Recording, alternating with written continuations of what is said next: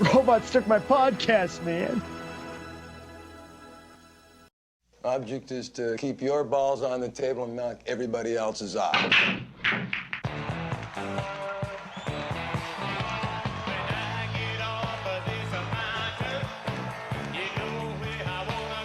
The band has been together 16 years. It's a damn impossible way of life.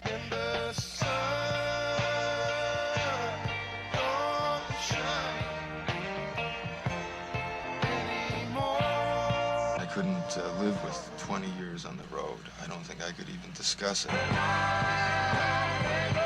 We gave our final concert, the band's final concert. We called it The Last Waltz. Such a night. Such a night. You just picked up a hitcher, prisoner of the white lines on the freeway.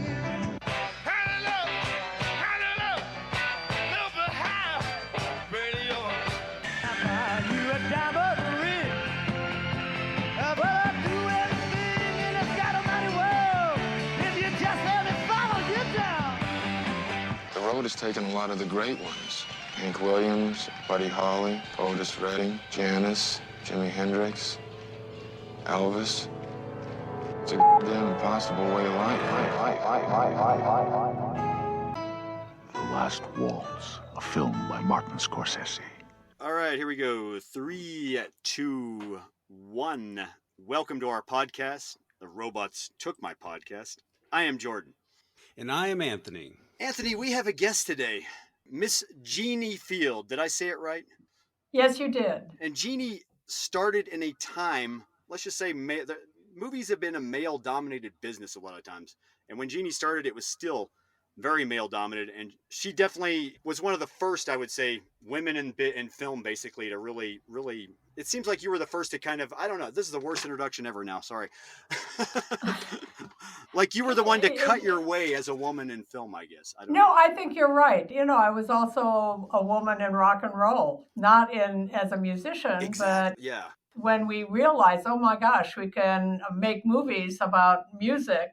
Yes, Leacock Pennybaker had done that with Monterey Pop. Yeah. Mm-hmm. But doing it with Woodstock was huge. And that was a very good experience for a lot of women, actually. Thelma Schoonmaker was the editor, and she still is doing amazing work with Marty. Yeah, Thelma Scorsese's film editor. Yeah, she is. And there were a lot of women, working as assistant editors and editors on Woodstock. So it was an equal opportunity film, and probably one of the first. Yeah, changing of the tide. And for those of you who have maybe listened to some of our prior episodes, we interviewed or spoke with Jeannie's husband not too long ago. That's right, John Binder on his film Euphoria. And Jeanne made an appearance on that, stole the show at the end of the podcast. And hearing so many glowing things about her and her career, we just had to have her on. Yes, I thanked him voluminously. I heard him telling you all these things. I thought, oh boy, here we go again.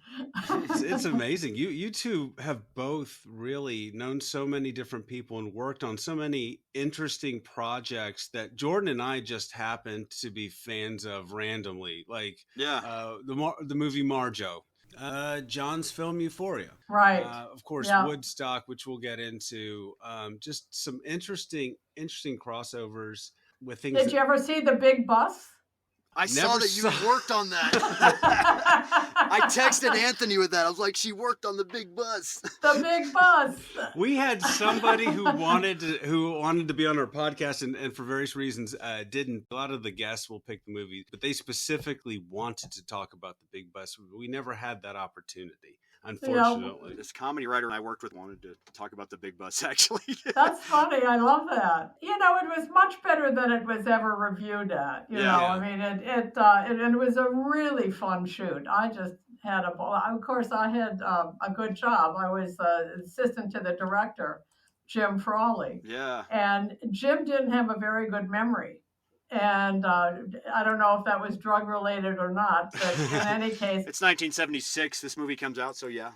yeah. And so literally, he would have meetings with the head of the studio and all these big time people it was at Paramount, and he would take me. And, he said, I just want you to sit there and listen, and if you think of anything, kind of nudge me. And so I had the executive suite introduction and education with that film. So that was fabulous for me. And Jim, just from what I remember the book, Jim seems like he was kind of providing you a lot of that opportunity at that level.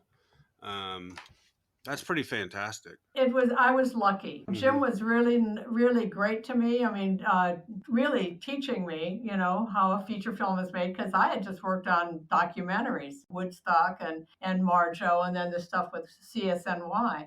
Yeah. And so to, see how a feature film is done was a new experience for me. And he was very, very welcoming, and he offered me spaces in the room that most people don't get. Yeah. And so you started at Janus Films, which is a film distributor in New York, I guess, as far as your movie career, so to speak, goes. And it still is, actually. Yeah. It's now called Criterion Collection. Mm-hmm. Yeah. Oh, yeah. What do I know? I know Janus Films. Yeah, I've seen that on everything, right? A lot of foreign movies. Didn't Janus distributed a lot of Criterion stuff, too, didn't they? I thought, or... No, what happened is Janus became Criterion. Mm-hmm. Oh. Okay. Bill Becker and Saul Terrell owned Janus Films. And you want to know how I got there? Or so we go all the way back there? I got there through skiing, being lost in a whiteout on Aspen Mountain. Wow. Oh, here in Colorado, where I'm at. Yeah, with a young guy, Bill Harris, who was a very nice, wealthy guy from Chicago who wanted to be in the film business. And he had somehow probably been connected to Bill Becker and Saul Terrell through some financial guy, and he bought into them. He became a partial owner of Janus Films. And I was living in Aspen at the time. I had been living in New York prior to that, and I was in a job it was an advertising and PR job that I really didn't think was the real me. So this was 1966, and so I thought, well, I had friends in Aspen from my youth. A lot of people from Wisconsin I grew up with were out in Aspen skiing. So I called them up and they said, yeah, come on. Of course, these were all guys, not one woman around, But I went out to Aspen. And a couple of months after I was there, I got a call from Bill Harris saying, I'm coming out to Aspen. Can we ski? And I said, great. 8:00 a.m., number one lift. We'll go and catch some fresh powder. So we do this. And we land in the biggest whiteout you've ever seen. I mean, you could not see anything. And it was Bill and a couple of his friends. It was their first day in Aspen. So, they were, kind of new to the scene. But I was able to lead them down the mountain. I don't know how long it took. You know how when you're in a kind of a traumatic situation, you don't know if it's 5 minutes or 5 hours, I mean, because it's so big, and it was a scary experience. Oh, man. So we get down to the bottom of the mountain. We're sitting in the bar at Little Nell. And Bill said, that was amazing. I don't know how you got us off that mountain so safely, but I just bought into this little company. And when you get back to New York, if you want a job, you've got it. Wow. So that's what happened. I got back to New York in June and I called him up and he, asked me to come over. I interviewed with these two guys. Again, no experience except advertising and PR. So I got this job and that started me in the film business. Did this kind of lead into Woodstock? No. Oh. No, I was there for a while, and then they realized I knew nothing, and they said, you might be happier someplace else. But you knew Jonathan Demme, though, right? Was he working? He was working at Janus at the same time. I did, yeah. No way! Oh wow. Yeah, Jonathan was working at Pathé Contemporary at the same time. And there was a guy at Janus, Gene Stavis, who is a phenomenal person in film. He still is teaching in New York. Wow. So we would go to screenings all the time together. So I knew Jonathan that way, and knew him for the rest of our lives, basically. Even though he was on the East Coast, yeah, we would stay in touch. Oh wow, interesting.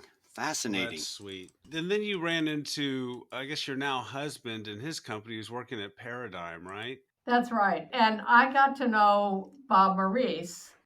He ran kind of an indie film division of Paradigm Films where he would find small films, coming out of NYU or UCLA or whatever, and also the things that Paradigm Films was making. And so he needed somebody and he hired me. And that started in January of 69. So I was there mainly because I had already figured out I don't want to sell movies. I want to make them. Cool. And I figured, well, I'll take this job and maybe we'll see what happens. But they're making movies that we're selling. So, at some point I figured there would be an opportunity to work on a film. And indeed there was. It was called Woodstock. Wow. It just seems amazing. There were so many ripe environments for creativity and so many I say historical sort of gatherings and groups of people both in New York and then later I guess when you go to LA. It's just fantastic. It just seems like it was just a melting pot in this crucible of creativity. It was. Do we not have that anymore? Has all the technology separated us so much so that these little coincidences don't happen as much? I don't know. I can't say. I think the world it's bigger and I think in some ways probably easier to connect on the internet with people who are similarly situated, but there might be like a greater competition now because so many people are trying to get into it. Oh, there are. I mean, when you realize that just about every school, university, college, whatever in this country has a film department. When I was doing this, it was NYU and UCLA, literally. I went to college with Michael Mann. He was one of my boyfriends. Really? At the university. Wow. I went to the University of Wisconsin because I'm from Madison. Oh. Okay. And Michael was from Chicago. And he was the first person I ever knew who took a film course. And it wasn't a film production course. It was a history of film and philosophy of film. And he knew that that's what he wanted to do. And in fact, when he graduated from Madison, he went to the London Film School. Wow. Oh, that's right. And I ended up working with him later after I left Janus. He called the French student revolution had happened in 1967, when the students and the workers joined together to, march against the government. And he was going to get a camera into the Sorbonne in that September following, all that street action. Michael Mann was? Michael Mann was, yeah. Wow. He was at London Film School, but he had a friend, Elio Zarmati, who was a cinematographer from Paris. Yeah. And they wanted to make a film. And I said, well, let's see what we can do. Well, it turned out that Michael was at that time married to the daughter of a very successful lawyer in New York who happened to represent MGM. And so he knew everybody in the entertainment business. So he set up a meeting for me and NBC, and I sold this project. Wow. Huh. I'm sorry, my reaction is wow constantly. A lot of wows. Yes, and it was on. So you meet Mike Wadley and John Binder, they're working on documentaries in New York and Paradigm, right? Yes. And that, I guess, opened up the door to more opportunities, including Woodstock. Because we talked to John about Woodstock and how, you guys putting that thing on was just must have been a very interesting experience, different from being there to enjoy it, Well, I'll tell you, Yeah. It just happened so fast. First, Leacock Pennybaker was approached by the producers, Joel Rosenman and the other guys who were producing the concert. And they said, sure, we'd love to do it. How much are you going to pay us? And then they went to the Maisels, and the Maisels said the same thing. We'd love to do it, but, we can't do it on our own dime. So, how much do you have? And it was really Michael more than John. John was kind of separating from the company at that point to go off and do his own work and writing. Mm-hmm. And Michael said, we'll pay for it. I don't care. I'm doing this. Yeah. And then it turns out, I guess, like you said, nobody was really expecting what it was going to be because there weren't really many concert films like that. Well, Monterey Pop had been made. You know, Yeah. the Maisels had done, or was that Leacock Pennybaker who did Monterey Pop? Or maybe both of them. I can't remember. But Yeah, there was a lot of outdoor film festivals before that. People do forget. Yes, because there were. Yeah. that was why I heard, you may know this better than me, but I heard that was why the Doors didn't do Woodstock, because they were tired of doing outdoor festivals, especially mainly. Oh, really? That was what I thought. Interesting. I could be wrong. Huh. That's just what I read, but you know Densmore, so you may hear something different. But that was, I got to know him after Yeah. Woodstock, you know, so. That was what Morrison said in an interview himself, was that they were tired of outdoor festivals playing them. Well, didn't he have that incident in Miami? That too as well, yes. Yeah, he might have had other things going on at the time, Jordan. Probation, whatnot. I believe that was prior to all of this time. That's true. So yes, so John and Michael had a very good bank account, and so they were able to, and they also had connections to all the equipment houses and to Kodak, and you know, so they were able to really do it on credit. I have to say too, this is really cool. You guys were working for Warner Brothers during the prime time, in my opinion. This is when Hollywood is changing and shifting in a good way. It was actually when we arrived at the Warner Brothers lot, there was grass growing through the streets. Oh, Wow. like through the back lot, through the facades. The Warner Brothers had sold the studio to the Kinney parking lot. That's right, the Kinney Company. Oh, man. Because I am a big fan of the movie Omega Man, and you can see the Kinney logo splashed all over the Warner logo at the beginning. Yeah, I mean, and they had no idea what, you know, the only film going on when we were there, this is now, you know, spring of 70. Yeah. Was a Jerry Lewis movie. I don't remember the name of it, but the assistant head of sound, Al Green, who was a fabulous man, George Groves, ran the Warner Brothers sound department and had since the beginning. I mean, he literally was there during the silent era. And he was the one who brought sound to the Warner Brothers movies. Wow. And his assistant was Al Green, and he was just one of these hail fellow, well-met kind of guys. You know, he loved to talk and take you around. And he took me over to the stage. He said, I'm going to take you someplace nobody else gets to go. And we walk in, and it's Jerry Lewis on a bicycle who comes up honking this bike horn at us. And, you know, hey, little girl, you want to be in a movie? Wow. So that was literally the only business besides Woodstock that was happening at Warner Brothers in 1970. Wow. That's And of course they're about to shoot the Omega Man with Charlton Heston. Did I get this? Like, there's some, after Woodstock was shot, was there some kerfuffle about the negatives? Oh yeah. Well, there was a lot of kerfuffle because it turned out, and we only learned this much later, was that Marty Scorsese had been hired by Fred Weintraub. Fred Weintraub, yeah.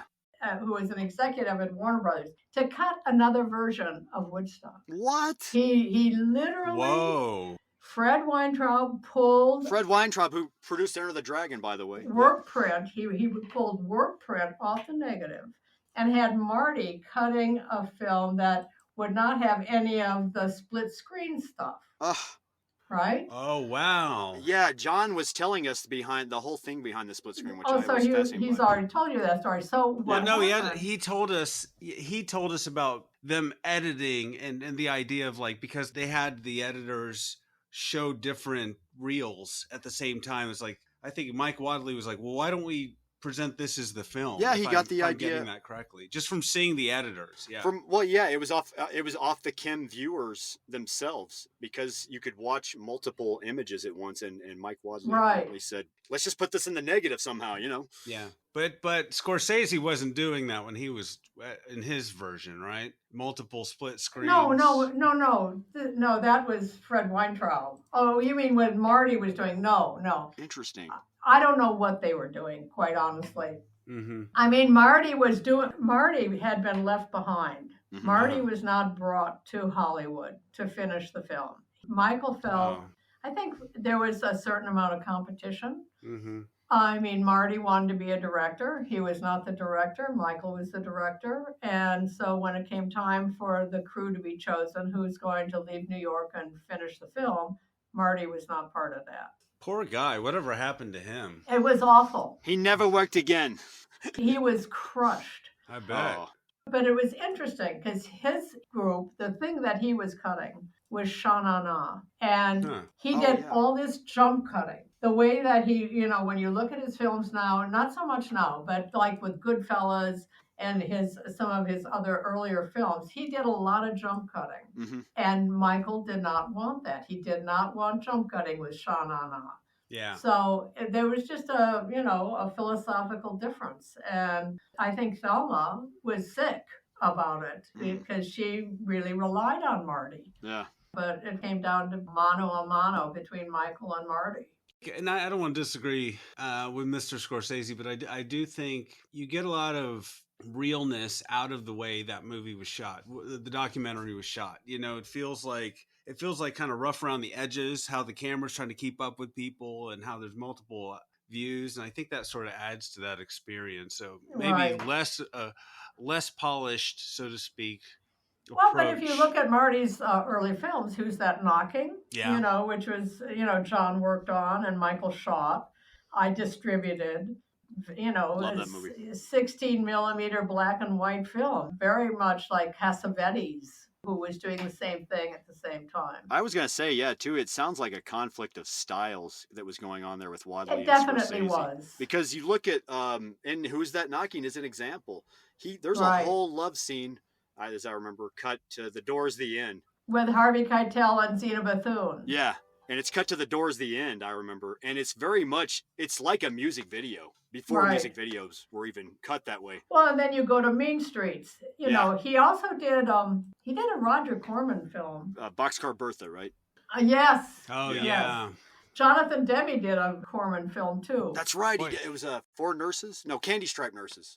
That was Yeah. one of them, at least. Everybody did a Corman film back then. Yes, they did. Yeah. I'm one of the few people who didn't work for Roger Corman. I guess I'm the only person on this podcast that has worked on a Roger Corman movie. Oh, good.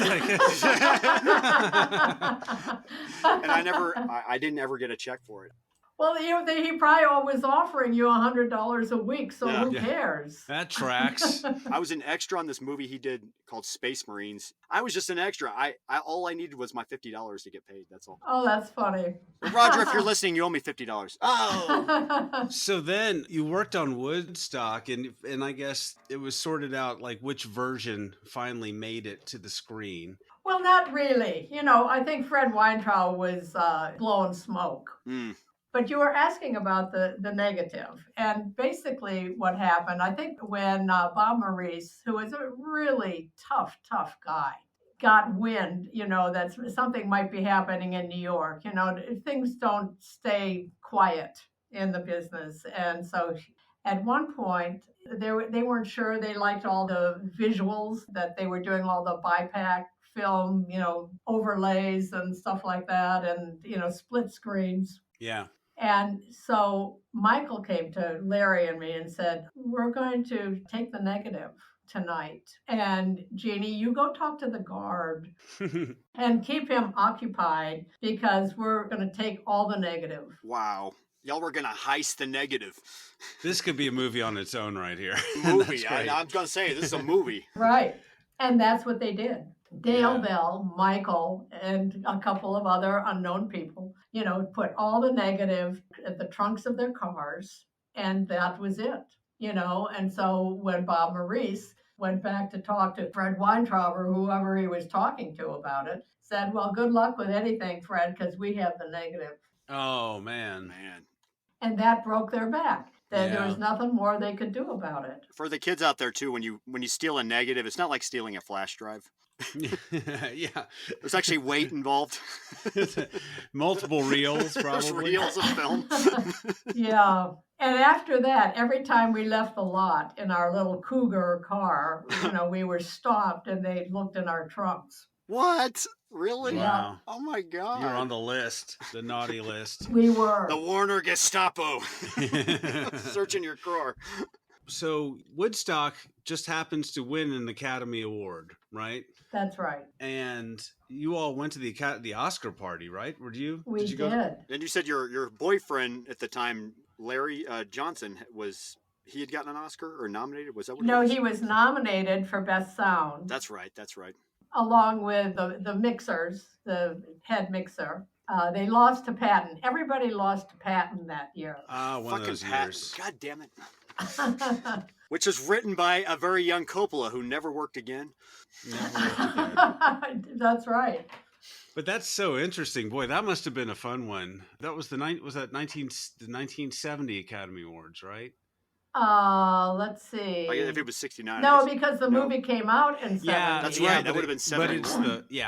exactly. So it would have been 71, and then we worked on Marjoe, and that also won the Academy Award. I Yes. know, Next you year. have a winning streak here. I thought this is so easy. So we have to talk about Marjoe. We got to ask you about Marjoe because we're big fans of this documentary. We're big Anthony- fans. It's one of those movies Anthony and I bonded over that we both knew when we first became Really? friends. Oh, Yes. that's great. And we might have asked Marjoe to be on this podcast. No comment. Well, actually, the person you should talk to is Sarah Kernigan, who Oh. was one of the directors.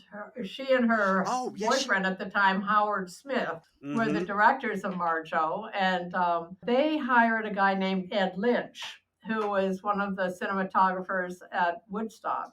And then Ed got the rest of us involved, because Howard and Sarah, they wrote a column for the Village Voice. okay. They knew nothing really Yeah. about film, except they wanted to make a film about Marjoe, because you could see why he was handsome and vivacious and crazy. And, Yeah. Yeah.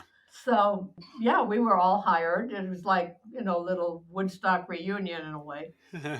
Well, no, Ken Van Sickle was he was the cinematographer I worked with. Is that you sitting in the background, like in the beginning with John, or is that Sarah? That's Sarah. Oh, okay, with the blanket on and everything. When Marjoe's telling everybody how you got to act when you go into these places, I don't know if she had just had a t-shirt and jeans on. I was sitting on the bed when we were, you mean in the So you are motel sitting in the room? background though, yeah, in the motel. Actually, I do get a close-up. I have to admit. I Okay. do get a close-up. And Marjoe's like, look, when you meet people, you gotta tell them that you're washed in the blood. Right. I related to this movie too because I was not trying to change the subject of me. I was in a cult when I was a kid, a religious cult. So No. yeah, and that's why What do you mean you were in a cult? I was literally in a cult for part of my childhood. My parents moved us into a religious cult in Texas. Really? Now Around there's a story, East Texas, George. yeah. Yeah. But that's partly why I related, But you know. just being from Texas, it's like a lot of this hits home. Yeah, and being from Texas, it seems like Being from Texas is a cult. exactly. And of course, the documentary at one point, Marjoe's in Fort Worth talking to a preacher, and he's in parts that we know of. Like he's not far from where I'm from, even in Texas. So, Wow. but that's why I related to it definitely. My dad told me about Marjoe as a kid, though. He said, "You know that guy Marjoe." He was just literally pointing to, and it was some late night movie he was on. He goes, "You know that guy used to be a preacher when he was a child. He used to go around evangelizing as like a 5-year-old." And I was like, "What?" Huh. Huh. Wow. Never too young. Yeah. But, I mean, that movie always spoke to us because I think it has an important story to tell about faith, whatever your faith is, and just like how that can be corrupted and monetized. Well, and the con of and how much money is involved and how much of a con it is with. But also how it does work and how John used that in Euphoria, if Yes. you remember. Yeah. Where, there is a tent evangelist there. Harry Dean Stanton plays that character. And Harry Dean actually says in the movie, remember that woman who had that withered arm? Yeah. And how she raised that arm. He said, I had never seen her be able to move that. So there's a spirit in there somewhere, so. People get benefit from that. And that's They that's do. perfectly fine. So, yeah, I guess it seems transactional on some level. But, yeah, maybe there is something working through that. I don't know. I felt terrible about it. I was a camera assistant. We were shooting in this tent outside of LA someplace. And, Marjoe said, Jeannie, you cannot look like you usually look. You have got to wear a little dress and nylons and flats. No short skirts, no heels, no. Well, not only that, Yeah. but no jeans, no nothing. I mean, Wow. you're not a camera assistant in nylons and flats. Yeah. When So- I was in that religious commune for Letterwords, that's the way the women had to be too. They had to wear long skirts and stuff and not wear, Yeah. But That's right. what was your perception, I was going to ask, though, of Marjoe himself, though? I mean, working with him on that documentary, what you would see? I thought he was a dynamic person. I thought, there's two sides, Yeah. Here he is, he's turning against these people who love him. He's like a double agent in this movie, or a spy. Yeah. In a way, yes. Exactly. And we were part of it. Like you said, you have to present yourself in a way very different from who you really are in order to be acceptable in this tent, and so we were fooling them. And that's just not who I am personally. I've always said what you see is what you get. You have a conscience. And exactly. And when you're doing a documentary, I guess you can manipulate things, or you can just turn the camera on and hope to get what you're going to get. You know? No, it was manipulation. I mean, if you remember the scene where Marjoe's sitting on this bed throwing money in the air, know, and also being with these other preachers, coming on to, just being so nice to them, when he's ripping them off. Yeah. Yeah. So it affected your conscience a bit, it maybe? It did, working on this kind of thing? Yeah, it did. And I don't blame you, though, honestly. No, understandable. And I worked on other documentaries where, people are pouring their souls out to the camera and to you. Yeah. And you're thinking, oh, gee, this isn't right. I feel like we're taking advantage of these people. Yeah. Yeah. And they were just clueless. So it's tough. I can see that. That's interesting. Fascinating. Yeah, that's kind of what turned me away from documentaries. I mean, I did a little bit more, but most of them were musicals. Yeah. Mm-hmm. Working with Joni Mitchell and Neil and doing that sort of The Last Waltz. That's more fun. So Neil Young and crew they were friends of yours, right? I think you lived on his ranch at some point. I did. Well, I worked for Neil. Yes, we were friendly for many, many years. I haven't seen him lately, but yeah, I mean, we were very close for a long time. And Larry, and first his wife Carrie Snodgrass, and then his wife Peggy. I was very close to Peggy Young. Yeah, it seems like there were like a lot of efforts by both Crosby, Stills, and Nash, and then later Neil Young to make film, to get involved in film, to document their performances, and maybe. Well, David Crosby's father was a very famous cinematographer. In fact, David always said, I was born in a changing bag. Oh. So, I mean, it was really David. I mean, he was the more outgoing of everybody. And, we were introduced to them by a man by the name of Gary Burden, who had been their art director. He had done their record jackets and covers and, all of that sort of stuff.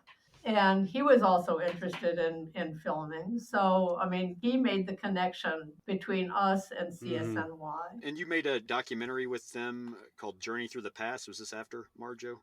Right. After Woodstock, we went on the road with CSNY. They were doing a national tour. We started out in Boston and Providence, and then made our way down to New York, where they were going to be at the Fillmore East for almost a week. And we shot 2 nights there. And then we flew home and started syncing up all the footage and putting it together, and made this little... just Larry and myself. We did the production and the post-production. And we had an office at a place called the Clear Thoughts Building, which is where David Geffen and Elliot Roberts, their managers, had their office. And there was a little room there that we could use as an editing room. And that's when we met Jim Morrison, who had an office downstairs. Okay, thank you. I knew it. I was going to say, why do I know that name? And I'm like, yeah, once again, my fandom of the Doors. Yeah. Morrison had an office there. He did, and Pamela Corson, his girlfriend, had the store right on La Cienega. She had a really great boutique for, rock and rollers, and we needed a place to live. And so Gary Burden took us over to see Jim and said, hey, Jim, that house in Topanga? You're going to rent it to these guys. So that was it. Funny. That was that. That was that. I was like, okay, fine. And you had the opportunity to buy that home, didn't you? We did, yeah. Yeah. When Jim died in Paris, Yeah. a couple weeks later, we got a call from one of his representatives who said, we're going to sell the house. You want to buy it? And I said, I don't know, man. We're going up to Neil Young's ranch, so I don't think so. Oh wow. I didn't even realize he had that. I knew about that house he had in Laurel Canyon, but I didn't even know about the extra house in Topanga that he had. Yeah, it was a funky little house. It was Interesting. very cute, but they wanted an atrocious amount of money for it too, $17,000. Oh my God, highway robbery. Back then, even. Oh my goodness, give me a time machine. Oh. Yeah, we probably should have bought it, but we really were moving up to Neil's ranch, and Oh yeah. we were there for a year. And filming, it sounded like, if I'm gathering this and correct me, it's like Neil seemed to want to really dip his toe into filmmaking and make sort of an opus, make some experimental and sort of avant-garde films. He did. There was no script. It was basically the young man going out into the world. And I don't know if you've seen the film, but, they had, the church people, the generals, people pulling a young man in all the different directions that they want him to go in. And how do you find your own path? Yeah, but it sounds interesting. That's Journey into the Past, which we mentioned. It's, I guess, sort of an arty film, and from what I gather, it's very arty. In fact, David Geffen came up to the ranch to look at it. We had a screening for him at the studio. Wow. And he hated it. He absolutely hated it. But if you were going to make, I bet I haven't seen it, but I'm like, that was the era for making avant-garde arty films and really being able to express. You had such great equipment. You had 16. It was all 16 millimeter. The Eclair camera, the Nagra sound recorder. Yeah. It was so two people could make a movie really, and he took advantage of that. And it was I've always loved Journey Through the Past. So very much, and I haven't seen it, but a story about his struggle, I guess, is Neil Young the main character, and then interspersed with Crosby, Stills and Nash, and maybe Crazy Horse. CSN are not in it. Oh, okay. I mean, they're in it a little bit. There's a scene, a very funny scene actually, backstage. I mean, we did shoot a lot of stuff with them. And some of it got in, but not much. I mean, Neil basically, he now is living with Carrie Snodgrass, who at that time was nominated for an Academy Award for Diary of a Mad Housewife. I was going to say actress Carrie Snodgrass. Yeah, yeah. So he just wanted to make his own film, and so a lot of it was them falling in love and being together and being on the ranch, and it kind of meandered around. Mm-hmm. This movie is hard to find, I noticed. I was trying to look for it the other night. Yeah. Oh, that's too bad. Couldn't find it streaming anywhere, at least. I think that, Euphoria is hard to find, regrettably. So trying to bring some light to these projects. But I think it's interesting because, I mean, if I sort of read through the lines there, it maybe seemed like Mr. Young wasn't quite as happy at some of the reviews. And might have taken that a little personally. I mean, obviously, it must have been a personal story. Oh, yeah, no. It was he got trashed. Are you kidding? Yeah.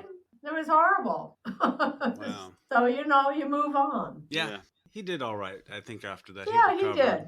I mean, but, there was something that happened when we were finishing up that film. And it kind of skewed everything.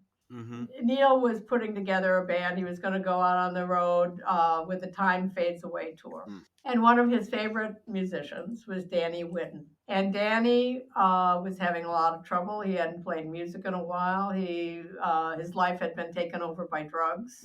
Yeah. And Neil and Larry flew down to LA one time and went out someplace in Riverside County to find Danny and convinced him to come back and try and be in the band. And Danny did. They put him in a trailer outside the studio where we were all working. And we fed him, made sure his place was clean and he was clean and, whatever. And he couldn't remember a 4-chord song. Oh, and It was not going to happen. And so Leo Makoto, who was working for Neil at the time, was asked to please tell Danny he had to go home. And so Leo took Danny to the airport, put him on a plane. Danny arrived in LA, scored some heroin, and OD'd. Oh, that's terrible.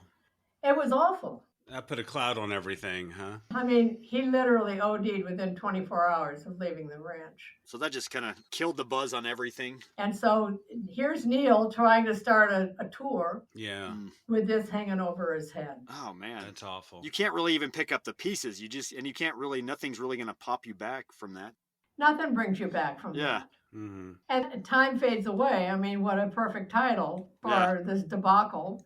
It's a very rough sound, and the songs they're okay, but it was a terrible time. Yeah. He was processing a lot, it sounds like. All right. Not to go from one dark subject to the other, but Eraserhead. You worked on Eraserhead? Talking about great segue from. Actually, I worked on Eraserhead. I took a leave from the ranch for a month and a half or so. I love this too because I'm a David Lynch fan, of course, as well. And I mean, Eraserhead's inspiring still. I mean, it took him 5 years to make this movie. He shot it in his spare time, pretty much. It looks like that's pretty much it, yeah. And so I only worked on the kind of the main shooting, but he continued to like the girl in the radiator and all that other stuff. Yeah. He shot over the years. But my best girlfriend, Charlotte, is Mary X in Eraserhead. That's right. I saw that. Yeah. Yeah. Wow. And so I worked on it. I was the electrician and assistant camera, set painter. Oh, wow. I was a multitasker for sure. The electrician as well? Oh my God. Like you were the one who had to figure out where you could actually put big lights, photo flood, so they wouldn't, Well, yeah, I mean, we were shooting. So they wouldn't zap out the whole electricity. You were shooting in I've just lost the name of it. It's the mansion. It's where AFI first had its school. AFI Mansion. That's right. Yeah. He was like shooting in a garage there, I think it was, or something like that. Exactly. It was owned by the Doheny family, and they had turned it over to something to, they had to get rid of it. It was too expensive to keep. And so there was a very large garage, and on top of the garage, there was this, attic, basically, and that's where we shot it. We built the sets there and shot the film there. Oh wow! And you said you worked on the first half of the first part of the movie, or just the? Yeah, but, I mean, it's hard to say. Yeah. We did all the exteriors as well when Henry is wandering around, with his lunch pail and whatever. And that was an amazing little movie, and it's certainly made David's career. He got an Elephant Man. From Mel Brooks. Mel Brooks saw Eraserhead and said, "I have found my director for Elephant Man." Yeah, I love that Mel Brooks produced Elephant Man too as well. I don't know. That always warms my heart when I think about that. That speaks for itself. That's awesome. I know. I had dinner with him years later. When I became an agent, I worked with a woman, Sandra Marsh, whose husband, Terry Marsh, was a brilliant production designer. And they were best friends of Mel Brooks and his wife, Anne Bancroft. We all had dinner once, which was great. Oh, wow. How did you meet David Lynch, or how were you picked for that movie? Well, Charlotte basically said, Jeannie's available. She should come down and work with us. Gotcha. So, and David didn't know. I mean, he was just grabbing at straws, basically. Did you get to see the famous alien, the famous baby in the movie? Of course. I operated that baby. Really? Oh, you did? Yes, oh, wow. I did. And I also operated the chickens. Oh, wow. Oh, my God. Anthony, if you don't know this, David Lynch would never talk about the baby and what it was made of. And we still won't. Yeah. Well, all you're saying is you operated the baby, but you didn't tell me. Obviously, you didn't say, oh, yeah, I pulled the cables. How it worked. It had 44 moves. 44 different moves? The baby had 44 moves. Wow. You would have thought like Carlo Ramboldi had done it for him early on already. Who worked with him on Dune later on. But wow, that's amazing. It's probably one of the most realistic effects. Well, do you remember the chickens? The chickens were kind of moving around when Mary X's father had to eat them. And there's a funny story where his little girl, Jen Lynch, she was little back then, asked her if she could play with the baby. And David Lynch said, yeah, sure, but don't touch it. Oh, wow. Don't go near it. Oh. But yeah, that's fascinating. Wow. And then we go into, oh my God, this other little movie you worked on called The Last Waltz. The Last Waltz. Yes, that's right.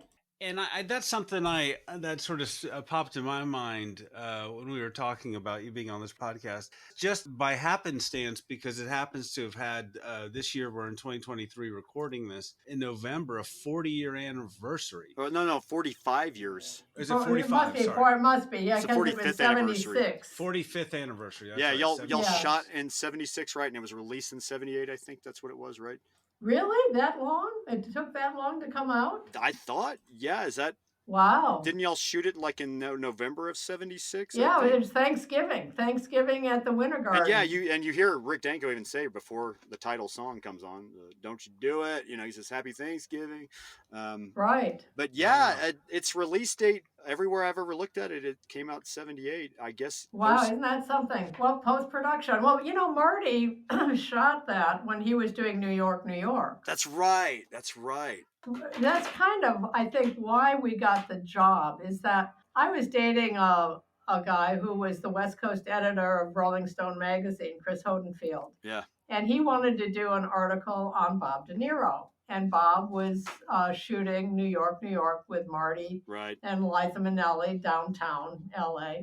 And he said, you know, I got to go down to the set. Will you come with me? And he said, I know you know Marty, and it might help him accept me more, you know, if he sees me with you. And actually it did, you know, I mean, we were kind of hanging outside. They were shooting in this club.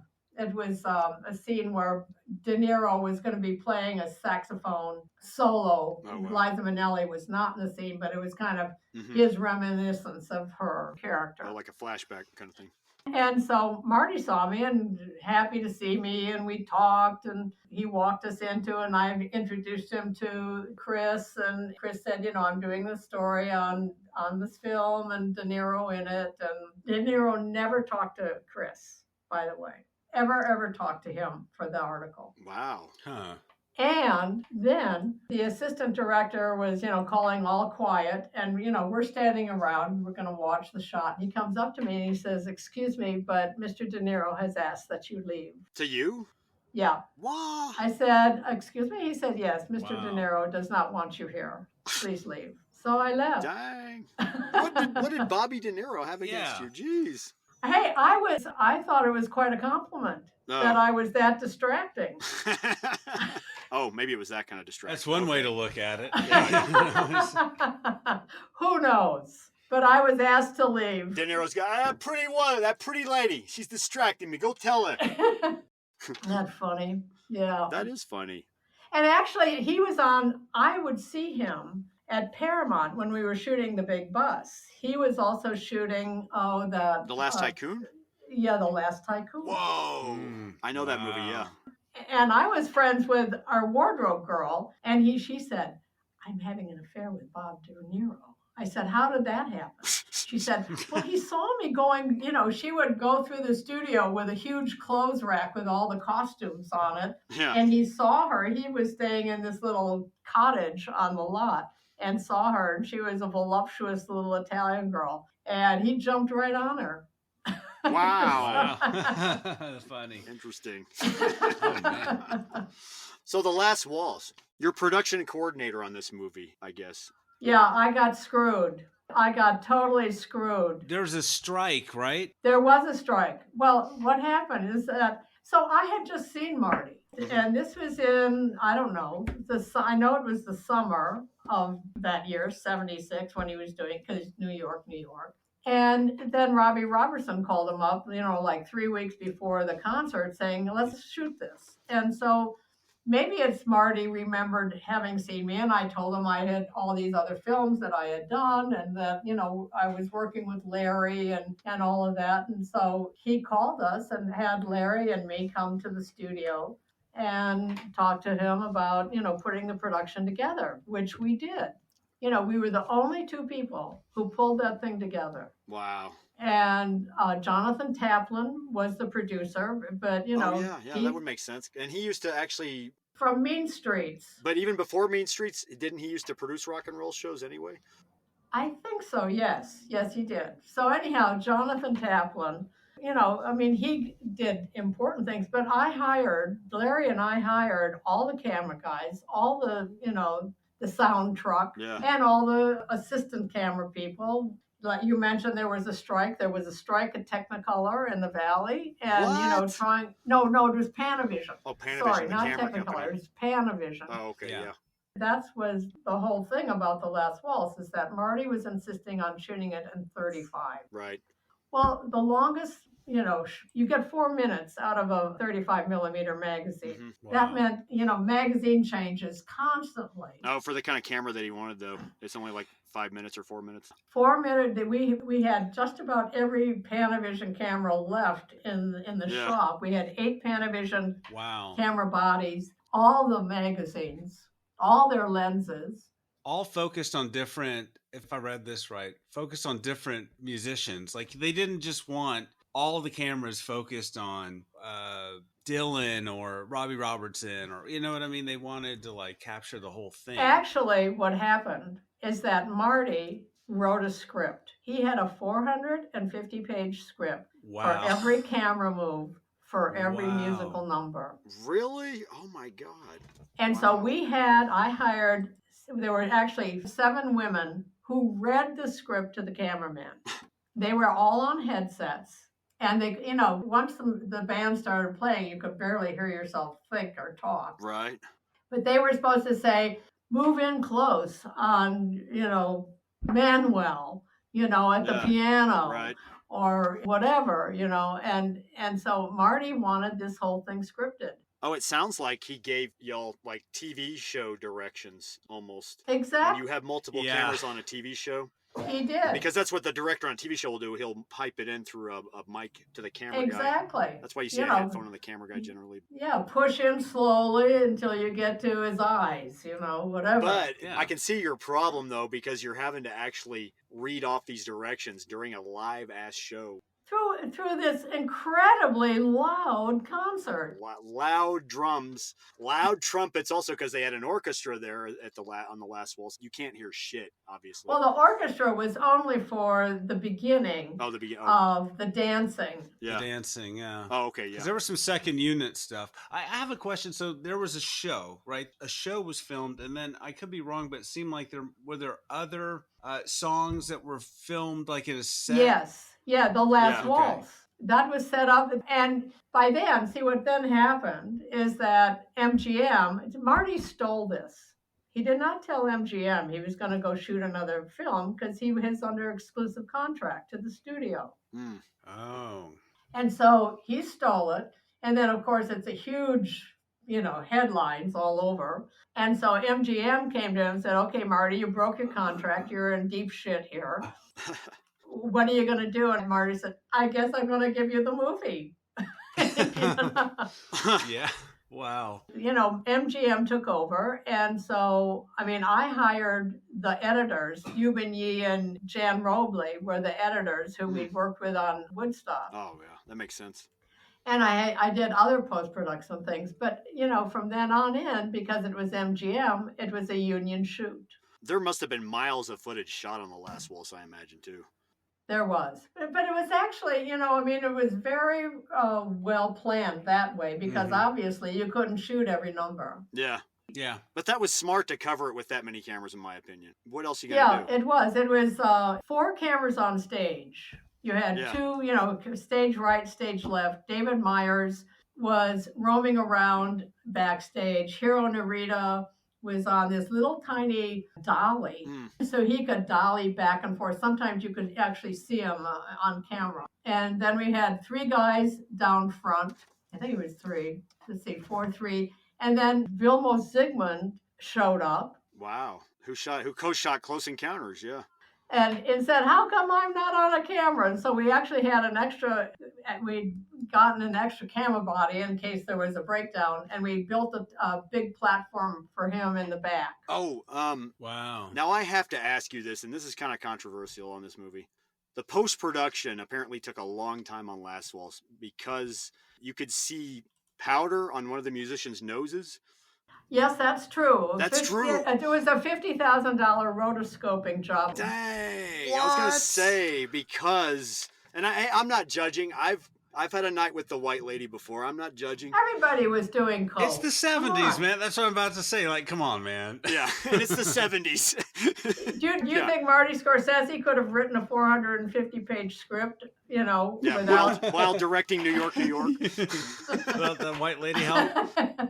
But I don't think it's completely not public knowledge. It is kind of public knowledge because I saw it in an article in Dallas, even in a paper about the Post. But I think this is interesting, not so much of the drug part of it. I think it's interesting because you had to fix this in post in 1977, 78 when it comes out. And this is before computers. So you had to literally paint it out, like you said, rotoscope it. Each frame. Frame by paint frame. It out frame by frame. Frame by frame. Which is funny because it's weird too. I just had bought an old VHS of Last Waltz that I was watching just around the time we were about to interview John. That was a weird coincidence, actually. Yeah. And I remember I was looking for this at the end. When Neil Young came on near the end of the video, I was looking for this specifically to see if I could see any difference in the film emulsion or anything. Although all I can tell is it looks like a halo kind of over him. I mean, I didn't No, notice it was literally just taking it out of his nostril. Wow. But that's a lot. I mean, that's a lot of work, though. My God, that's beyond even computers. But I mean, they were playing until 2 a.m. Like, how long was the show going on that eventually? I mean, it's a 2-hour movie at or the whatever. Winterland, yeah. It did. Yeah. Well, nobody wanted to leave, and then I was left behind. I had to pay everybody. Oh my God! Oh yeah, you missed the rap party. I worked for 3 hours because all the camera assistants, everybody wanted their checks. They did not want to leave without their check. Understandably, but you had to taking care of business. But you had to deal with it. Yeah. Somebody's got to do that part. Yeah. So then, after all this hard work and pulling this thing off, you've got a lot of complexities there with it being a live performance, trying to capture all the different multiple cameras, film back then, which can't be understated. So a lot of work on your end to pull off this great feat. It seems like you were undercredited. I mean, your credit reads as assistant production coordinator. It sounds like you were a producer. No, I was the production manager. Oh, okay. They gave Larry, Larry got an assistant producer or associate producer credit. Oh, okay. And this is where I lay it on Jonathan Taplin. And maybe Marty too. They could have given me that credit, but they didn't. Yeah. Because it went over, what was it? So it went over, like we said, it taken out of Marty's hands, went over to MGM, and then... It wasn't taken out of his hands. Uh-huh. He just had to, acknowledge that he had broken his contract and he had to make it right. Yeah. Okay. So then somebody else at MGM got your credit, just standing around. No, I mean, yes, actually, some guy who was hired as the production manager for that shoot that you mentioned, singing the last waltz with the stable singers. He got my credit. Mm. Oh. But I had the experience. I knew what I had done. Yeah. Well, and hopefully now the world will with this podcast. Well, and her book. And your book, yeah. But Larry got the line producer credit, right? He got credited. Yeah. So. Oh, he was line producer. Okay, yeah. Not associate producer. Yeah, he did. So I got, that's when you learn. And that's the thing that I always say to young filmmakers, get it on paper. Yeah. Whatever they're asking you to do, get it on paper. That's the problem too, is filmmakers are not generally businessmen, and that's the sad part of it too. I'm just the artist. Well, you do. You learn the hard way, and then then I became an agent. I was going to add to this though, nowadays to me, as much as I know about movies, you realize, and if you've worked on a few movies or TV things, whatever, you realize after a while that credits don't always accurately portray sometimes people's jobs on a show. Well, look at the head credits on just about every movie we see now, where there's 20 producers. Well, look at even Bohemian Rhapsody has Bryan Singer credited as director, even though he only directed like 60%, and then they had to bring in a guy to fix it up after he was fired. Right. And you have that kind of deal. And this happens a lot. Or you have Richard Lester taking credit on Superman 2 when Richard Donner directed 80% of it still. But, because of Directors Guild, you have to have directed certain sections or redirected certain scenes under Directors Guild, from what I understand. So there's that too. Like, it never accurately reflects sometimes, a lot of times, what people do on things. Well, that's the business side side, that makes it difficult. Yeah. It has nothing to do with the artistry, the creativity, Right. etc. But you're right, it's the business side. So how do you go from Last Waltz into Shadows and Light with Joni Mitchell, this concert film, or no?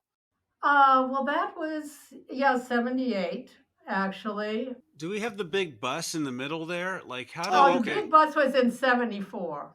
Oh, okay. 74, 75. Comes out in 76, Oh, I okay. guess. But And that's when I did the shoot with George Carlin. George had wanted Jim Frawley, the director of the big bus, to do it. And Jim was there for the shooting at the Roxy. this was a George Carlin Mhm. show? And then he said, I'm exhausted. I'm going on vacation for 6 weeks. You handle the rest of it. Oh, wow. And so I hired Larry Johnson, Mm-hmm. and we started cutting. We had shot George Carlin with 3 cameras, and then we also shot him in his dressing room. And with people coming in, he was, such a huge star. Everybody would come to see George. Yeah. What is this? I read about him talking. So he's telling jokes to a plant that had a galvanometer or something. That's right, a galvanometer. Yes. Galvanometer from The Secret Life of Plants. Yeah. Yeah, Wow. Larry had worked on the Secret Life of Plants documentary, and we were renting Michael Wadley's Chem, which was behind his house, a little. Oh, a chem editor, yeah. Editing machine, yeah. Yeah, so we did it, and still doing film here. So Larry had all these plants from Secret Life of Plants, and so we had this big spider plant, and we wired it up to the galvanometer, and then we would play the film, and the plant would be going, making all these noises. And besides which, if you're doing multi-camera, anytime a camera stopped, you had to put fill in, while he was the camera operator was putting the new magazine on and starting up again. Right. And so there might In a be changing bag or whatever. a minute, 30 seconds, whatever, of changing magazines. And so instead of just having black fill, we bought a porno film. And so we put it in upside down and backwards. And so, George would see this, and the plant would see this, and the plant would be screaming. Wow. And then we would invite George to come and see his footage and play it for him, and he thought that was probably the funniest thing he'd ever seen. Wow. That's so funny. Wow. So did you ever, what came of the George Carlin footage? Nothing. In fact, we watched the HBO special on George Carlin. There was nothing. I don't know what he said. I don't want to show this side of myself to my audience right now. Huh. Oh. Interesting. So he pulled the plug. Yeah. Because it was at the Roxy, it was crazy. And basically, he did that. The HBO special on him talked about this, how George would go to places, and that's what the comedy clubs are for comedians to try out their act. Yeah. Let's see if this works. Let's see if that works. And so this was kind of what George was doing, and he just didn't want that side of himself to be out there. He wanted a more polished look at himself. Understandable. Yeah, but that's It is understandable. That footage though, that would be a fascinating time capsule. Yep, I kept hoping I would see some of it in the HBO thing, but that footage is gone. Yeah. So what was TV? Top value television. Yeah. That was an SNL spinoff. Was that Lorne Michaels produced, or what was going on with? Yeah, he actually gave us TV. Was finally video had become like 16 millimeter Eclair Nagra. You had a thing called the Portapac. Yeah. And, before that time, all the TV cameras were these huge studio monsters, that they used. But they were able to build a handheld video camera. And TV, Michael Schamberg, Paul Goldsmith, Wendy Apple, Megan Williams, all these really, Hudson Marquez. And so they did a documentary football story, and Lorne Michaels, in his deal with NBC for Saturday Night Live, had 4 additional projects that he could bring to the network that they would put on. And he went to TV and said, let's do something, and we'll throw it up in a Saturday Night Live time slot. Mm-hmm. And so that's what it was. And it was Bill Murray, Dan Aykroyd, Howard Hessman, Alan Meyerson, a very good TV director, was the director, and I was the production manager. Oh, wow. And became the assistant director because Wendy Apple was supposed to be the assistant director, and she collapsed emotionally during the shoot. So I had to pick up for her. So these are all big guns you're working with too there at that time. I mean, Howard Hessman, Bill Murray, even at that time. I mean, especially at that time. Well, and what happened, Bill was supposed to be, kind of a main part of it. And that's when he gets the call from Lorne Michaels to go to New York and be on Saturday Night Live. Oh, so he leaves us in the lurch. Oh, man. The rat. Oh, that's right. He didn't come on till like second or third season, I think. That's what it was. Right. The later 70s. And he was my boyfriend, too. What? Oh, wow. Wow. You dated Which how long? made it even worse that he literally went to New York and disappeared. Oh, man. Well, how long did you date Bill Murray, if you don't mind me asking? Not very long, because he went to New York. Oh. Yeah. But we remained good friends. Was he moody back then every now and then, as everybody says he is now? Or? Oh, no, he was really great. Oh, was he funny? Mm-hmm. Yeah, he had no sense of style, though. I mean, he had Michael Shamberg come up to me one day and say, "What are you doing on Tuesday night?" I said, "I don't know." He said, "Well, would you like to go to dinner?" I said, "With you? You're married." And he said, "No, with Bill." I said, "We're going to dinner with Bill." He said, "Yes, it's his birthday." And I said, "Okay." And so we made a plan. He would just come over to TV's offices, and we were going to go to dinner. He arrives. He's got on long underwear, basketball shorts, and a T-shirt. He's dressed like he's in Seattle. Yeah, and we're supposed to be going to this fancy French restaurant. And I'm looking at him, and I said, "Phil, what are you doing?" So that was the first date. And I thought he was just a lunkhead. And, he kept calling me and saying, "Let's go out. Let's go out." "No, I'm busy." He said, one time he called, he said, "What are you doing on tomorrow night?" I said, "I'm busy." He said, "Oh, that's too bad because it's Bruce Springsteen at the auditorium in Santa Monica." Oh. And so this is like one of the first Bruce Springsteen concerts ever in Los Angeles. How am I going to miss that? Oh, yeah. And so Bill picks me up. This time he's cool. He's got black jeans, a black leather jacket, and he's driving a 1000cc Harley. Ooh. And that's how we went to see Born to Run. Oh, nice. That's cool. Wow. Streets of Fire. And so we're still in the late 70s, I guess. I want to ask real quick, Jordan. There's a movie, I haven't seen it. Was it called She Came to the Valley? That's right. That's right. She did, with Ronnie Blakely, Dean Stockwell, and Scott Glenn. Oh, it's an all-star cast. Wow. And Freddie Fender. Down in South Texas, filming right on the... And yeah. Okay, I didn't have that movie on my notes at all. What?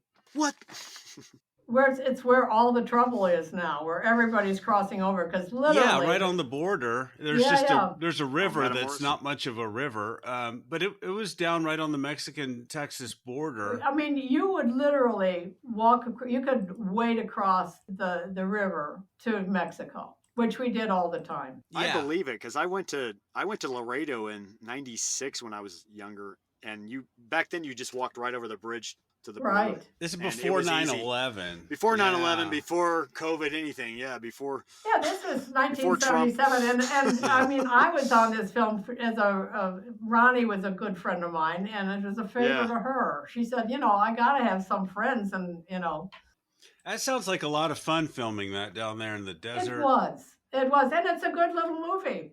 100 and something degrees. Yeah, exactly. It was shooting at night with all those lights, and you'd go out in a set, and you'd go out, and you're just sweating. It was very hot. Yeah, but good food down there. It was great. I loved being down there. It was wonderful. It's an very interesting place with a lot of history. So. And I was the script girl. I was the continuity person on that film. Oh wow, that sounds like a lot of fun. So then I think. Well, after that, it was Neil. Have you seen Russ Never Sleeps? What's that? I have not. Sorry. You have not seen Russ Never Sleeps? Oh, do yourself a favor. Okay. It's great. It's great. It's funny you say that. That's a line from our podcast you're saying right there. Do yourself a favor. Ask yourself what is wrong with your life and go watch this movie. Yeah, exactly. I was home one time and Larry and Neil came over and they said, we're going back into business. And so that was beginning of 78. And we started shooting something, that became Human Highway. Oh, the movie Human Highway from 1982. Okay, yeah. And he had a huge album come out, Comes a Time. And Warner Brothers said, this is such a big album. You have got to go on the road. And so that broke up, shooting Human Highway. We went on the road from September to, I don't know, it was 24 cities over 6 weeks' time, all the big arenas, Madison Square Garden, the Forum, any Boston Gardens. We played all of those places. Wow. Getting footage the whole time. Would you, like, when you film those things when you're on the road, are you just constant? No. We only filmed we made a mistake. We filmed the last show, and we never should have filmed the last show. Oh, that's like at the end of the tour when your energy is just everyone's depleted. exhausted. Yeah, at the Cow Palace in San Francisco, everybody was sick. Yeah. The movie is still good. I still like the movie, but we should have shot it much earlier on the tour. So yeah, I'll check out definitely Rust Never Sleeps, but what was the genesis of the Human Highway? So Jordan showed me this movie. I showed him the trailer recently because I didn't even know this movie existed, but I'm sorry. Now, I can't believe I've never heard of this. So this is a comedy, right? Starring Dean Stockwell, who you met on She Came to the Valley. She Came to the Valley, and he was actually a next door neighbor in Topanga for a while too. Oh wow! Oh, was he? We just talked about him on To Live and Die in L.A. He's great as a lawyer there. He just seems like such a great guy. I don't know. He was very creative, very smart, really an amazing person.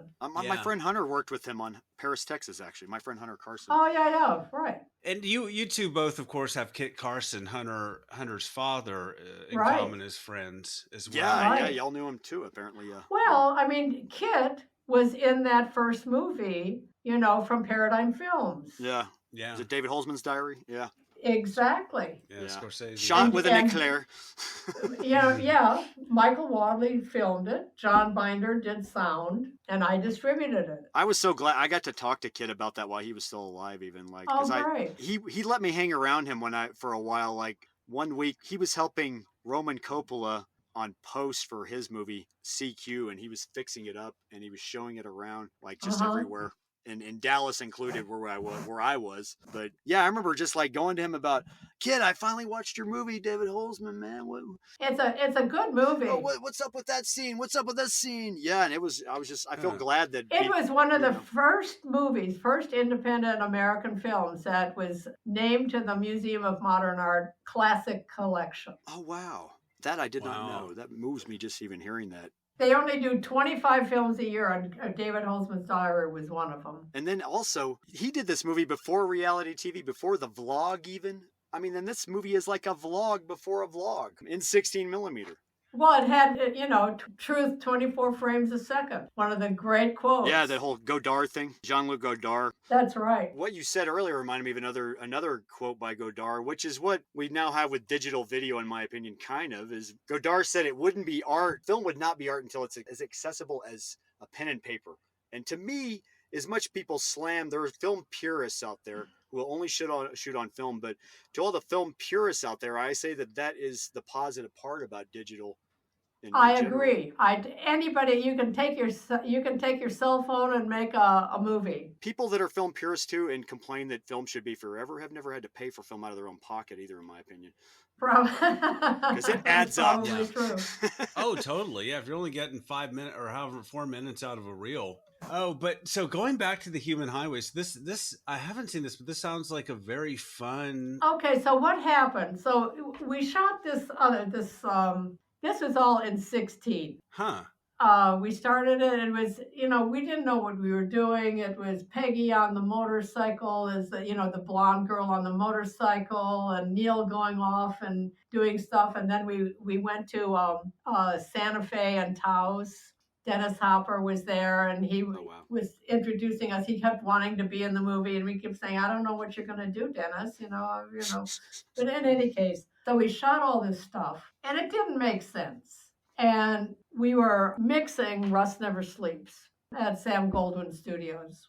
And Neil said, "I don't know what I'm doing. I want to go back to Human Highway, but I don't know what it is." And so we got to figure that out. So I went home and I actually wrote a story.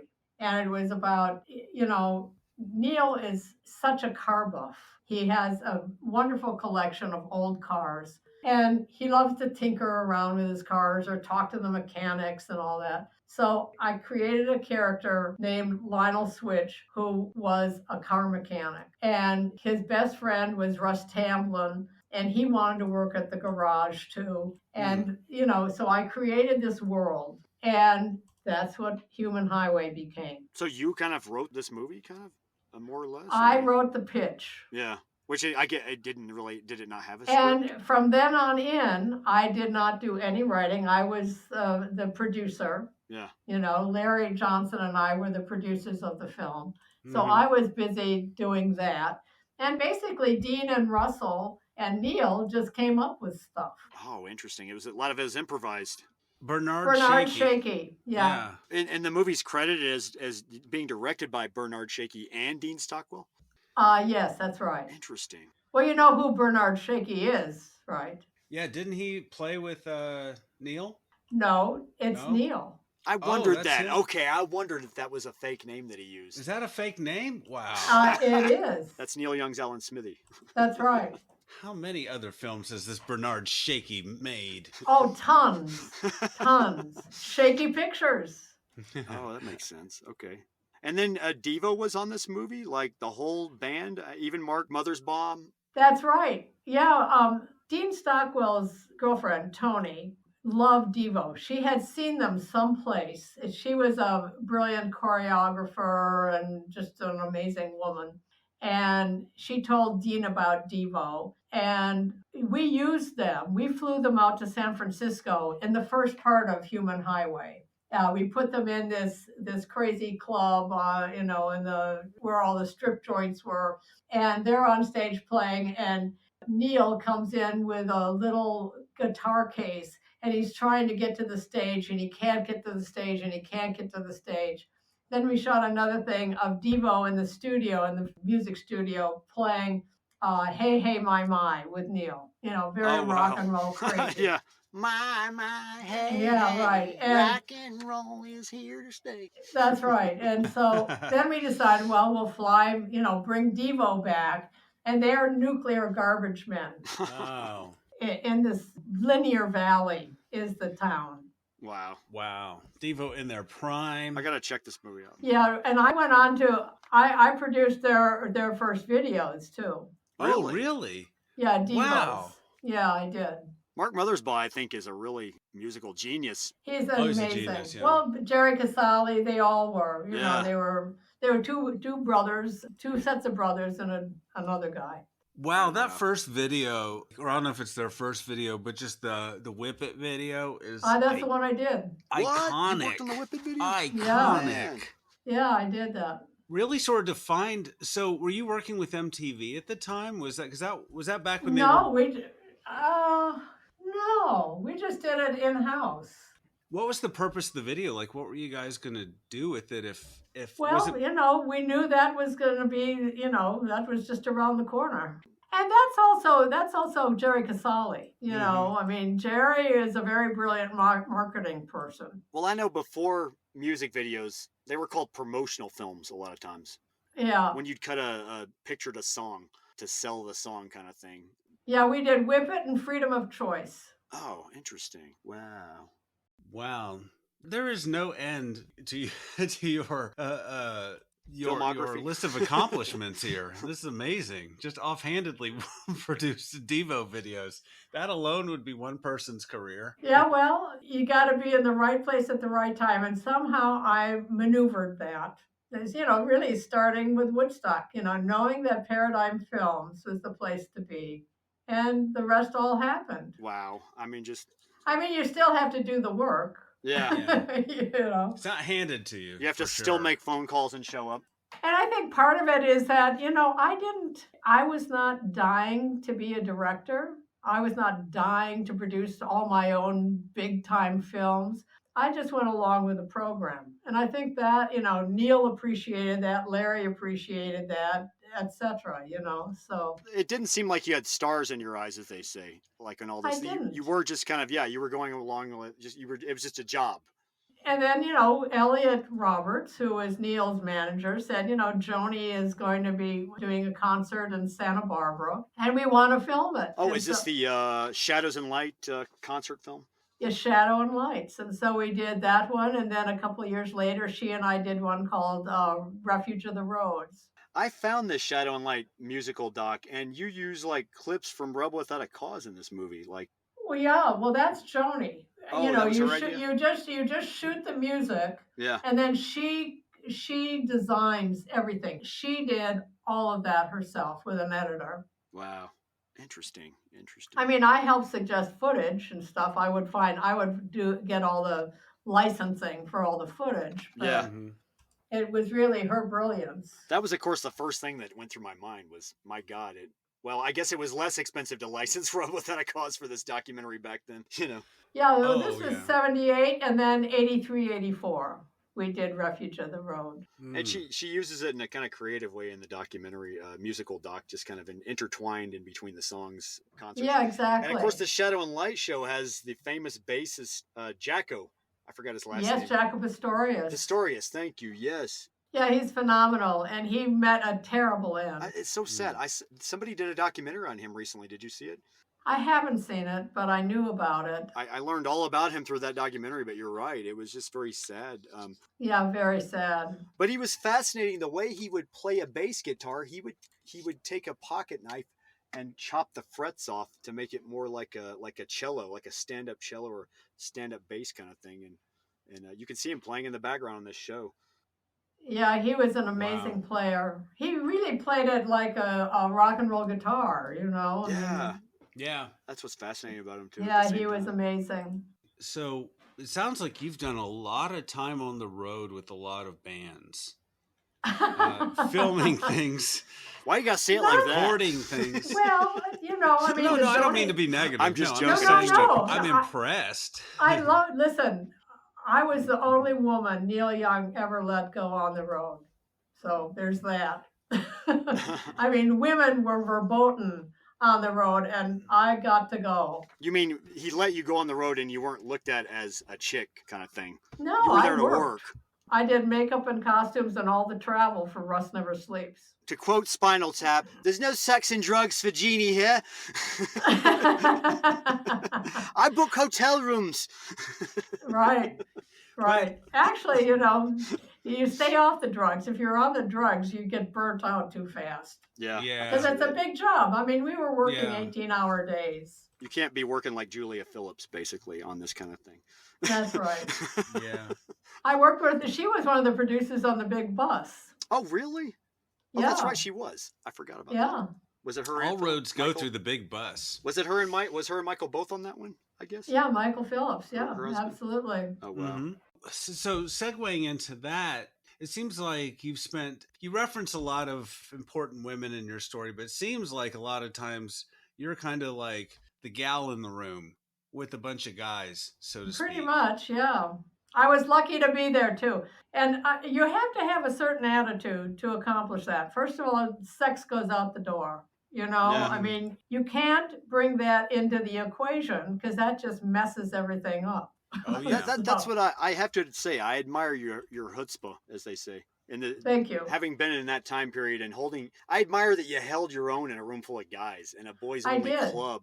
I did. And it sounds like you had to probably be like, hey, eyes up here. I'm talking to you, kind of thing. When you talk to her That's right. Especially in the music world. Well, and it's also how you dress, how you present yourself, how you talk to them. The whole presentation. Yeah. It's about the work. Mm-hmm. That's just true for this business, though. I think that's just words of wisdom you're saying there. It's absolutely that will never change. Well, it is amazing. I can't tell you how many. I watch a lot of TV limited series and that sort of thing. Yeah. How many women now are directing, producing, writing? Yeah. It's Yeah. fantastic. I think it's Finally. great. Yeah. Yeah, finally. Kathleen Kennedy is running Lucasfilm now. I mean, Right. Well, she worked with Spielberg for years. right. Yeah. But I was telling John this on the last interview, interestingly, that we say this, and I don't mean to sound sexist by saying this, but women make really good film editors and they make really good producers, in my opinion, because Well, women now are good directors too. I mean, and directors, yeah, because if you watch anything on PBS, Mhm. you can count on the fact that women are directing. Exactly. And that's fantastic. I think women are good organizers from my naive male point of view over here. Right. And being married to one. But I think they're also very creative. Exactly. And I mean, women go on a deeper level because women are closer to God, than men are. You don't have to be jealous. Yeah. I am jealous sometimes. Jordan's getting starstruck being around women. I want to have a think. baby. No, I'm just joking. Just kidding. Anyway. But no, that's a fascinating sort of part of your story. I don't know. Do you? I mean, I haven't read your entire book. I've read quite a bit of it. It's a fun read. And no, thank you. Well, and to wrap it up, basically, so I did the Joni thing in 83, 84. I also did Solo Trans with Neil that Hal Ashby directed. I saw that. Yeah. Yeah. And Hal Ashby directed it. And then I was done. Yeah. I was in my 40s and being on the road, John and I had gotten together, after being co-workers and friends for many, many years. Yeah. And I thought, you know what? I really felt like I loved the Joni show, The Refuge of the Road, so much that I thought this is the way to go out. And I think it's really important to see when one chapter ends and another chapter can start. And so that's what I did. I left filmmaking behind. Mm-hmm. I found that in order to have been that one woman on the road and, working with crews and everything, you do get tough. And I was kind of tired of being tough. I wanted to just be a nice woman, And so I produced a couple of plays. I got the rights to Bob Dylan's book, Tarantula, his book of poems. And I produced that as a play. I did another play and then was kind of cruising along, just being, with John and raising his youngest son, John Henry. And John's agent called and said, my company is going to form this great big huge agency and I don't want to do that. I want to set up my own business. And I was on the phone call with them and I said, well, who's going to do that for you, Marty? And he said, I don't know. I said, well, I'm available. So I set him up in his business. We had a beautiful office in Beverly Hills. And 4 years later, I'm still there. I'm an agent. Wow. And I'm representing, camera people. I did some below the line, editors and camera. But I also got into working with writers. And I loved it. I just really loved seeing their process, how they came up with the idea, how they developed it. I got a client who was the best ex-con writer in America, Edward Bunker, who wrote No Be So Fierce, which became the movie Straight Time. Oh, the Dustin Hoffman. Wow. And we did a couple of we did Animal Factory that Steve Buscemi did. We did Dog Eat Dog that Nick Cage did. So I worked with Eddie Bunker, got his movies made.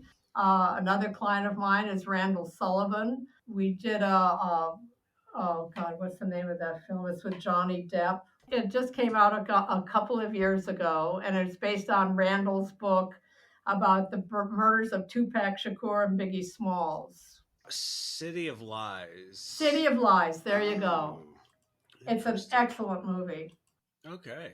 So you've worked in it sounds like almost every role in some way, shape, or form behind the camera. Did that help you as an agent to sort of understand your clients' needs? I think so many agents are so clueless because they've never done production. And just to understand what people trying to get into the business need. and what they Right. want, what they.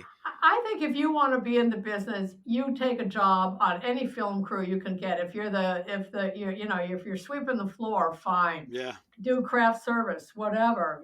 Get into the business, see what it's all about, and then think about what kind of movie you might want to write, what kind of movie you might want to act in, whatever. But you got to know the process. Absolutely. I know. I just want to go find a Woodstock to work on now. Yeah. There you go. And you're not too old. Well, thank you. Yeah. Thank you. Yeah, I definitely feel old sometimes. That's for sure. It sounds like you've just had a lot of great connections, and I wouldn't call it networking because that's such a. Well, it is. Yeah. Well, and that's what you learn as an agent. You learn how to call anybody you can call. I guess you could say you fell into the connections kind of early on. I did. I totally fell into it. Marty was a very good agent. Oh, really? He had been at ICM. He had been at William Morris. And he didn't want to do that again. And so he had a small agency, and Delta Burke was our big acting client. Ooh. Love Delta Burke. Yeah, she was fabulous. And Joel Surnow, who created the show 24. Oh, wow. That's right. And very good writers. It was terrific. And then I left Marty at one point, and I went over and joined another person, Sandra Marsh, who I mentioned earlier. We had dinner with Mel Brooks. And she had all the top cinematographers and editors in town. Oh, wow. She's no longer in the business, but Sandra Marsh Management still is, with some of the people who I worked with, years ago are still doing it. And computers had happened. Home computers were really, really getting to be good. Yeah. And I thought, why should I drive into Beverly Hills all day long, sit in an office I have to pay for, and then come home? I could do this at home. Yeah. And that's what I did. In 1996, I came home. Wow. And it was great. Before COVID, before it was cool to work at home. That's right. Well, it actually had become cool. I mean, for a long time, if you worked at home, you were a loser. Yeah. But it became, if you worked at home, you were really cool because you had your own communication system and your computer and, all of that. Yeah. So Right. Had a proper home and office. we could actually start sending scripts by computer. Yeah. Which was a huge deal. I remember when you had to still Xerox a script. Oh, yeah. Copy it and then brad it and then Exactly. ship it out via snail mail and yeah, now you just send a whole file. It's No, you had to pay $200 a month or a week or whatever it was for messenger servicing. Yeah. Wow. To physically take scripts.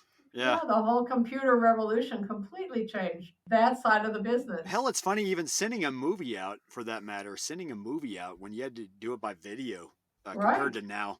Right, now you send them a link. Jeez, it's just like, you had to spend money on that crap. It was just like, no, I mean, we watched Killers of the Flower Moon through a link on an email that John got. Yeah. Yeah. So how do you think that's changed the business? I mean, kind of circling back to what we talked about before, how do you think this convenience has changed things? If you were a young woman coming into the business today. Well, that's a good question. I think, can you write? If you can write your story, write whatever movie you want. I mean, the other part of it is then how do you sell it? You can't just, like I said before, the agencies sometimes don't even have their phone numbers listed on IMDb Pro. Yeah. They don't want, there's just, thousands and thousands of kids coming out of film schools across the country and they want to make it in Hollywood. Well, how do you do that? And they're all making movies on YouTube now even. So it's like. That's right. Yeah, there's more platforms. But then at the same time, nobody wants anything unsolicited. They want representation, whatever they want. Yeah. That's what it seems like. This seems like there's still a gate. That's right. It's still, you still have to be in with the in crowd, believe me. And to do that, you have to go to Atlanta, you go to New York, you come to LA, and you find some job. Yeah. So you start to get to know people. Yeah. That's fascinating. Wow. Yeah.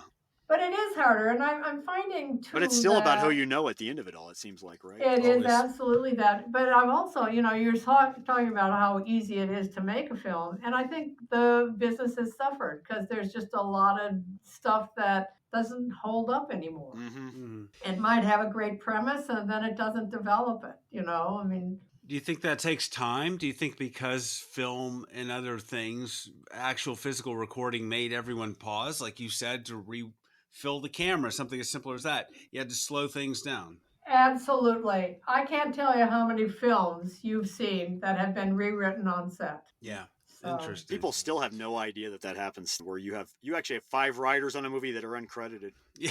Oh, it still happens. It happens all the time. If you come out to LA or any place and go to a taping, they'll do a scene, and then all of a sudden there's this little cluster of writers over here on the side, and they're all knocking something else, and they come in, we're going to redo that, and they've changed a couple of lines. Yeah. Or the lead actor calls in his old buddy who's a writer, and says, that's right. Hey, I need you to do a punch-up on this line that I hate in this one scene I'm doing right now on location. Can you show up now? How fast can you get here? And that's why they had writers on set, Yeah. So. You said Carol at Flowers Moon. I heard that recently. Even DiCaprio called one of his writer buddies to do a punch-up on one part of his script, I think. Happens. And it's a good movie. Yeah.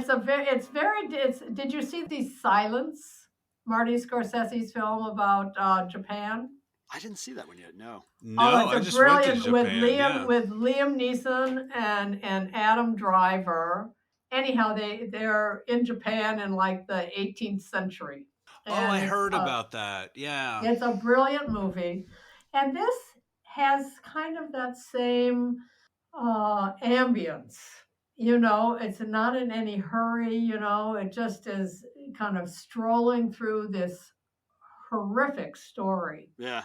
Of the white guy trying to steal the oil land from the Osage Indians. Wow. The last Scorsese thing, I feel bad. I still haven't watched The Irishman yet. The other thing Scorsese did. It's good. I mean, he is such a consummate, crafts person. Yeah, he never stops. Thelma is such a good editor, and he just has really great people. Isn't it funny that, like, Thelma Schoonmaker, you think back to the 70s, you have Thelma Schoonmaker come out of there, Marsha Lucas, and Verna Fields. Right. From Jaws. Yeah, I mean, that's right. That just shows you these were like the primo. Carol Littleton worked with Spielberg. Oh, that's right. Yeah. I mean, we would be only so lucky to have these kind of women nowadays, in editing. Well, you do. Yeah. Believe me. There are some fabulous women filmmakers still. But of course, Tarantino had a woman editor until she died a few years ago. She died in the heat. She did. She took a walk when it was 115 degrees out, and she never should have been out there. She went walking up in the hills, right? I think. In Griffith Park. Yeah. With her dog. And the only reason they found her is the dog was sitting on the trail. Yeah. Wow. Okay. Well, Jeannie, we appreciate it so much. Well, this was fun, you guys. I hope we covered enough of your career here. Yeah, because it's fascinating. I would say let's do it again, but I think I'm done. Hey, I'm like you and John. Well, we like to have people come on and talk about movies. Like a lot of our guests will just pick a movie. That's normally what we do. So maybe we can have you and John come back and just talk about a movie. Pick one. Maybe that The Big Bus. Great. Maybe we talk about The Big Bus. I don't know. I'm not sure it could stand the scrutiny. Oh, that's what are you kidding? Have you heard our other podcasts? We scrutinize movies. Man. But I mean, you find things in almost any movie that if it's made with love and heart, it comes out. So maybe it's not the best movie, but it's true. There's something about it. And I think and sometimes that's an interesting conversation of where did they go wrong? Yeah. Most movies are neither good nor bad. It's just kind of, they're somewhere in the middle, but they do some things well. And as you know, it's almost impossible to make a movie. There's so many cooks in the kitchen. There's so many things that can go wrong. When we do movie reviews, we will dissect the whole movie, and we'll talk about behind the scenes too, because we feel like that does affect the overall product at the end of it all. Right. Well, and directors will say, if I get 80%, I feel lucky.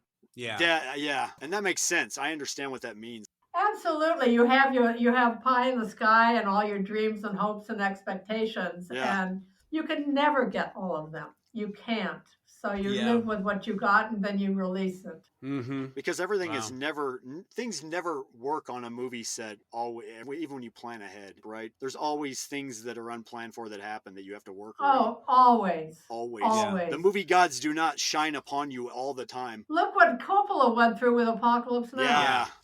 Every movie's like an apocalypse now in some level. Right. I'm sure. I hope not. Oh, boy. They feel like it. Yeah.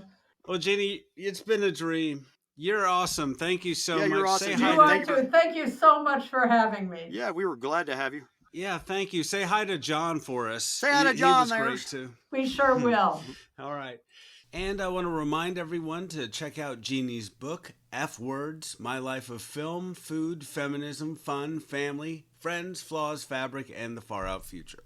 Okay, Jeannie, take care. Have a good night. Thank you. Bye. You too. Bye-bye. Have a good evening.